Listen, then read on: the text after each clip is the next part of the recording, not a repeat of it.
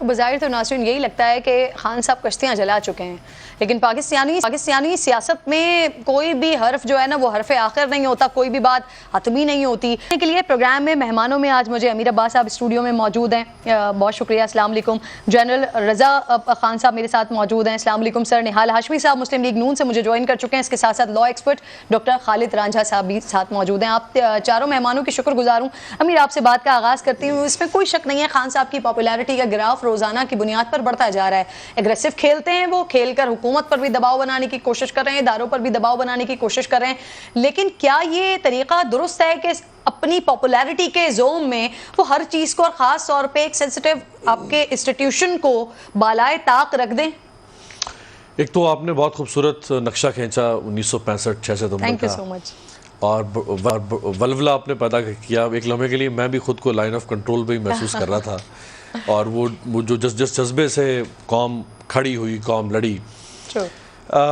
میرا خیال ہے دیکھیں عمران خان صاحب، اس میں تو کوئی دو رائے نہیں ہے کہ وہ اس وقت پاپولیرٹی بہت گین کر چکے ہیں۔ وہ عمران خان جو فروری 2022 میں پاکستان کا سب سے ان پاپولر لیڈر تھا، جو لوگ خان صاحب کو جھولیاں اٹھا کے بد دعائیں دے رہے تھے فروری میں، وہ جیسے ہی ان کو ہٹایا گیا، اب ان کے ہاتھوں کی لکیر اچھی ہے یا ان کی قسمت اچھی ہے یا جو بھی کہہ لیں، یا ان کا نیریٹو سیلیبل تھا، لوگوں نے اس کو بائی کیا، وہی عمران خان واقعی خطرناک ہو گیا۔ جو وہ کہتے ہیں نا میں خطرناک ہوں گا، تو وہ خطرناک ہو گیا ان کے لیے۔ اس میں اس حکومت کی ایک حماقت تھی، جب وہ اپنے قدموں پہ خود گر رہا تھا، انہوں نے اس کو دھکا دے کے کہا یہ کلاڑی ہم اپنے قدموں پہ خود چلائیں گے۔ اب ان کے پاس کوئی اور چارہ نہیں تھا کرن کہ وہ ایک مزاحمت کی تحریک شروع نہ کرتے، کیونکہ پولیٹیشین اپنے سروائیول کی جنگ لڑتا ہے۔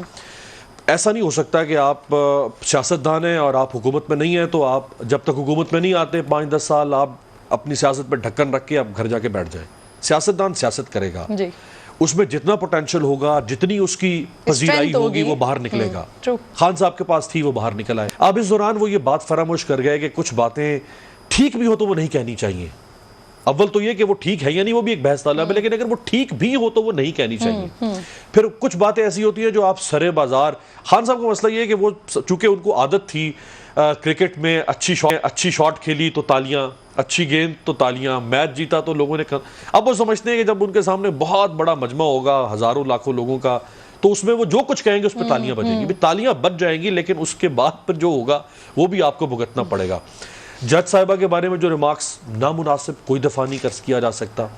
ابھی جو انہوں نے ریمارکس دیے کوئی دفاع نہیں کیا جا سکتا۔ میرا خیال ہے پی ٹی آئی میں سے بھی بہت سارے لوگ، جیسے آپ نے پریزیڈنٹ صاحب کا ذکر کیا، وہ ڈسون کر رہے ہیں، اور کرنا چاہیے ڈسون، لیکن ہمارا مسئلہ یہ کہ چونکہ پارٹیز میں ڈیموکریسی نہیں ہے، ایک کلٹ فالوئنگ ہے، عمران خان کوئی بات کریں گے ان کو ڈیفینڈ کیا جائے گا، نواز شریف صاحب جو کچھ کہتے تھے ایک پارٹی میں جرت نہیں تھی کہ ان کے سامنے کھڑا ہوتا، اسی طرح پیپلز پارٹی میں سے اگر بھٹو خاندان کچھ کہہ دے، کسی کی جرت نہیں ہے کہ اس کو کہے کہ اب مزے کی بات کیا ہے، اب جو لوگ ڈیفینڈ کر رہے ہیں نا ان کا بھی طریقہ بڑا ڈیفرنٹ ہے۔ وہ کہہ رہے ہیں کہ جو باتیں خان صاحب نے کی وہ انسٹیٹیوشن کے لیے تھوڑی تھی، وہ تو مسلم لیگ نون کے لیے تھی، وہ تو حکومت کے لیے تھی، کیونکہ حکومت ایسا کرنا چاہ رہی ہے۔ تو خان صاحب کہہ رہے ہیں، نہال صاحب، کہ ان کے بیان کو نا، وہ ایک ہمارے پاس ٹرم ہوتی ہے نا، آپ لوگوں نے بھی اپنے اپنے وقت میں کہیں نہ کہیں استعمال کیا، خان صاحب کہہ رہے ہیں ان کے بیان کو توڑ مڑوڑ کے پیش کیا گیا ہے۔ سر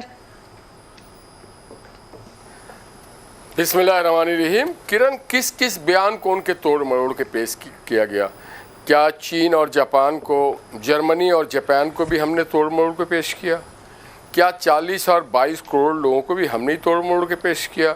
کیا 1,24,00,000 اور 1,40,000 کو ہم نے توڑ مروڑ کے پیش کیا؟ کیا حضرت عیسیٰ علیہ السلام کے بارے میں تاریخ میں ذکر نہیں ہے، یہ ہم نے توڑ مروڑ؟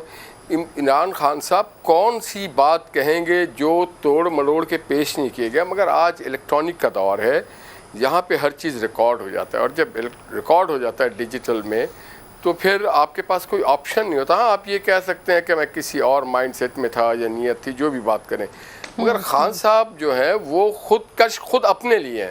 مجھے کسی نے پوچھا کہ وہ 4 نام کون ہیں، میں نے کہا ایک خان صاحب ہیں، ایک فواد چودھری ہیں، ایک شہباز گل اندر چلا گیا ہے، اور ایک غالباً مراد سعید ہیں، جو اس طرح کی باتیں کرتے رہتے ہیں۔ یہ بیچارے کو کام ہی یہ ہے کہ کرنا، آپ کو ضرورت ہو، دیکھیے آپ کسی بھی ادارے، کسی پارلیمنٹ ہو، جوڈیشری ہو، افواج پاکستان ہو، اس کے بارے میں نہیں، آپ کردار کو آپ نشاندہی، ہم جیسے کہتے ہیں نا، ہم ایوب خان کو بھی نشاندہی کرتے ہیں، ہم یحییٰ کو بھی کہتے ہیں، ہم ضیاء کو بھی کہتے ہیں، ہم مشرف کو بھی کہتے ہیں، دیکھیے character is some thing different اور ادارہ دوسری چیز ہے, مختلف دوسری چیز ہے. آپ اپنے گھر پہ اگر وہ لگائیں گے, گھر پہ سنگ باری کریں گے تو پھر آپ بھی محفوظ نہیں رہیں گے. کبھی وہ کہتے ہیں پاکستان کے 3 ٹکڑے کی, وہ ہم نے توڑ موڑ کے پیش کیا. کبھی وہ کہتا ہے آرمی میں ڈویژن ہو جائے گا, ہم نے توڑ موڑ کے پیش کیا. کبھی انہوں نے کہا کہ نیوکلر پاور والا غیر محفوظ ہے, کیا ہم نے توڑ موڑ کے پیش کیا. کبھی وہ کہتے ہیں کشمیر کا مسئلہ, کیا ہم نے یہ توڑ موڑ کے پیش کیا. تو یہ خود سارا کام وہ کرتے ہیں, اور یہ سب سے زیادہ خطرناک آج وہ اپنے لیے ذات کے لیے ہیں. وہ پی ٹی آئی کے لیے سب سے زیادہ خطرناک ہے, ہمارے لیے خطرناک نہیں. عوام باشعور ہے, سمجھتی ہے. اور دیکھیے ہاشمی صاحب ویسے ابھی نا امیر نے بات بالکل صحیح کی ہے سر, وہ اپنے لیے خطرناک آج سے 4 مہینے پہلے بھی ہو رہے تھے. یہ آپ لوگوں نے اپنے پاؤں پہ کلاڑی خود ماری ہے سر, وہ ان کا وہ والا سلسلہ چلنے دیتے, وہ زیادہ عوام میں ایکسپوز ہوتے. رضا خان صاحب, سر تحریک انصاف کہہ رہی ہے عمران خان صاحب کا جو بیان تھا نا وہ اس طرح سے نہیں تھا جس طرح سے اس کو پورٹریٹ کیا جا رہا ہے. وہ فوج کے لیے نہیں تھا, وہ حکومت کے لیے تھا. انفیکٹ سر ISPR کی جانب سے اس پر ناراضگی کا اظہار کیا گیا, افسوس کا اظہار کیا گیا. تو سر ابھی ان کے بیان کے اندر کیا کوئی کنفیوژن موجود ہے, کیا کوئی ایسی